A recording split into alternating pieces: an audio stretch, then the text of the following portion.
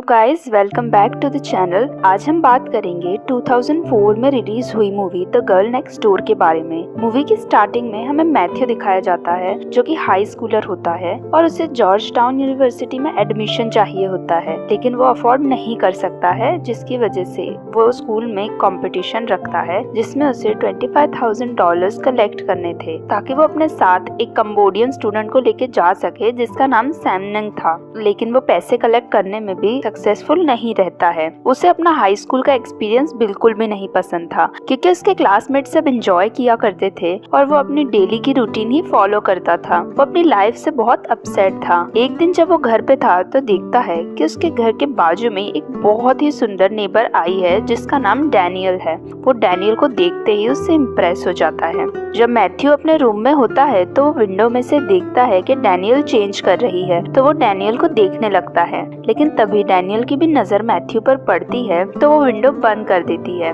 जिससे डैनियल डर जाता है। कुछ देर बाद वो डैनियल के घर आती है। डैनियल घबराने लगता है। तभी मैथ्यू के पेरेंट्स उसे नीचे बुलाते हैं। तो मैथ्यू को लगता है कि डैनियल उसकी शिकायत करने आई है, लेकिन जब वो नीचे जाता है तो उसके पेरेंट्स कहते हैं कि डैनियल इस टाउन में न्यू आई है और वो अपने कजिन के घर रह रही है, इसीलिए वो उसे टाउन घुमाए और टाउन के बारे में सब बताए। ये सुनकर मैथ्यू थोड़ा रिलैक्स होता है। फिर वो दोनों कार में कहीं जाते हैं जहाँ पे डैनियल उससे पूछती है कि तुम मुझे नेकेड क्यों देख रहे थे। मैथ्यू उससे माफी मांगता है तो डैनियल कहती है कि अगर तुम भी रोड पर बिना कपड़ों के खड़े होगे तो मैं तुम्हें माफ कर दूंगी। तो मैथ्यू रोड पर जाता है, लेकिन तभी डैनियल उससे परेशान करने के लिए कार चलाने लगती है। ये सब मजाक मस्ती होने के बाद वो दोनों डिनर करने जाते हैं। उसके बाद वो ऐसे ही डेयर एक दूसरे को देना शुरू कर देते हैं, जिस डेयर के चलते वो किसी पर्सन के स्विमिंग पूल में जाते हैं और नहाने लगते हैं। लेकिन मैथ्यू को रियलाइज होता है कि ये उसके प्रिंसिपल का घर है और उनका स्विमिंग पूल है, तो वो गीले ही वहाँ से भागने लगते हैं और मैथ्यू के फ्रेंड्स के घर जाते हैं, जहाँ पे मैथ्यू के फ्रेंड्स डैनियल को देख के शॉक हो जाते हैं। फिर वो सभी पार्टी में जाते हैं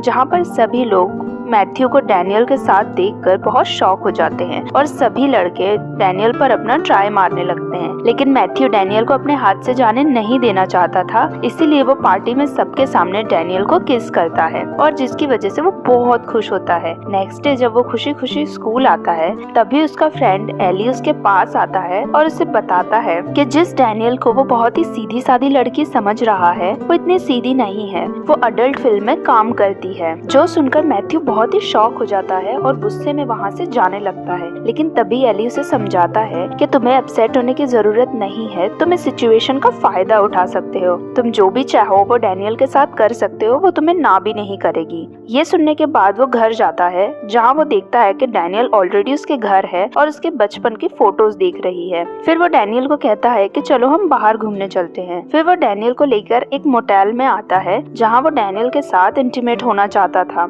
डैनियल भी वहाँ आकर समझ जाती है कि मैथ्यू क्या चाहता है, तो वो जानबूझकर मैथ्यू को गिल्टी फील करवाने के लिए उसे सिड्यूस करने का नाटक करती है, जो मैथ्यू देखकर अपसेट हो जाता है। तो वो गुस्सा होकर वहाँ से चली जाती है और कहती है कि भले ही वो पहले एक अडल्ट फिल्म स्टार थी, लेकिन अब वो ये काम नहीं करती है और वो यहाँ आकर एक न्यू लाइफ स्टार्ट करना चाहती थी। और ऐसा कह के वो वहाँ से चली जाती है, जिससे मैथ्यू बहुत ही बुरा फील करता है। फिर नेक्स्ट डे मैथ्यू डैनियल के घर जाता है और उससे माफी मांगता है। तभी वो वहाँ देखता है कि वहाँ कैली नाम का भी एक आदमी है। मैथ्यू उससे पूछता है कि वो कौन है, तो कैली कहता है कि वो एक प्रोड्यूसर है और साथ ही वो डैनियल का एक्स बॉयफ्रेंड भी है। ये सुनकर मैथ्यू वहाँ से चला जाता है। जब नेक्स्ट डे मैथ्यू स्कूल में था तब वो देखता है कि कैली वहाँ आकर लड़कियों की पिक्चर्स बना रहा था और सबके साथ फ्लर्ट कर रहा था। फिर मैथ्यू उसके पास जाता है तो कैली सभी लड़कियों के सामने मैथ्यू की तारीफ करने लगता है, जो मैथ्यू को बहुत अच्छा लगता है। फिर कैली एंड मैथ्यू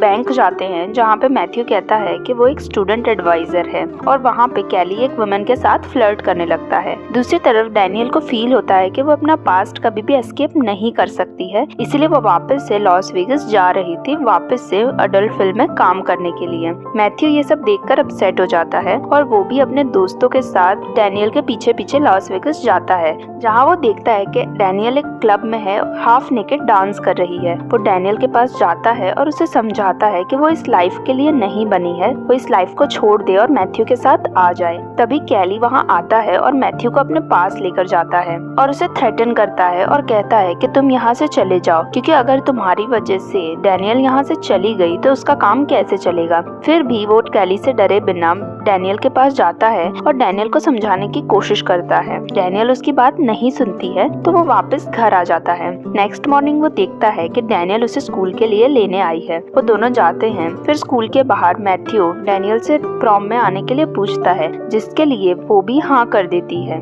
आज मैथ्यू के लिए बहुत बड़ा दिन था, क्योंकि आज उसे स्पीच देनी थी। अगर वो जीत जाता तो उसे यूनिवर्सिटी में एडमिशन मिल जाता है, लेकिन जब वो क्लास में होता है तभी वहाँ पर कैली आ जाता है और उसे अपने साथ लेके जाता है। फिर कैली उसे मारता है और कहता है कि तुम डैनियल को ले गए, जिसकी वजह से मेरा $30,000 का नुकसान हुआ है, तो अब तुम्हें ह्यूगो के घर जाकर ट्रॉफी चुरा के लानी होगी। और उसके बाद उसे ड्रग्स देता है। वो नशे की हालत में ह्यूगो के घर जाता है ट्रॉफी चुराने के लिए, लेकिन तभी कैली पुलिस को फोन करके इन्फॉर्म कर देता है। पुलिस वहाँ आती है, लेकिन तभी मैथ्यू भी अपने दोस्तों के साथ वहाँ से बच के चला जाता है। फिर शाम को वो स्पीच के लिए प्रिपेयर होता है, लेकिन वो अभी भी नशे में होने की वजह से स्पीच सही से नहीं दे पाता है, जिसकी वजह से उसे स्कॉलरशिप नहीं मिलती है, जिससे वो बहुत ज्यादा अपसेट हो जाता है। फिर वो बैंक जाता है, जहाँ पर उसे पता चलता है कि कैली वहाँ आकर जो $25,000 उसने जमा करके रखे थे कंबोडियन स्टूडेंट के लिए, वो भी ले गया है। ये सुनकर उसे बहुत शॉक लगता है। वो घर जाता है और अपने दोस्तों और डैनियल को ये सारी बातें बताता है।